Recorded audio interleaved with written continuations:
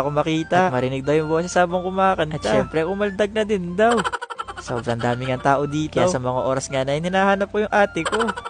Umakyat na nga din daw siya dito sa taas ng stage para daw makapag-video. Kaya sa mga nandito nga sa vlog, shoutout out sa inyo mga guys. Naway sana nga napasaya ko kayo sa pagpunta ko dito. At sa mga bumibili naman ng yelo dyan, naubos na po kanina pang umaga. Chot! Nantawagin na nga ako dito sa taas. Umakyat na din ako sa stage para makapag-perform na. Sa totoo lang mga guys, di rin talaga ako masyadong kumakanta. At di rin talaga nasayaw. Pero simula nga nung nag-tiktok ako, inaral ko na din talaga lahat. Kasi kung magtatumbling lang ako dito sa stage, baka maging komedyante lang tayo mga guys. Kaya kahit boses baka tayo mga guys, ilalaban talaga natin. Nagpakilala na nga muna pala ako dyan kasi karamihan sa inyo, yung akala nila pangalan ko, Chawot. Kaya kapag may racket nga ako na ganito, nagpapakilala talaga ako. Lagi nilang tinatawag sa akin, Chawot. Ayan, gusto ko lang magpakilala sa inyo. Ako si Prince Adrian.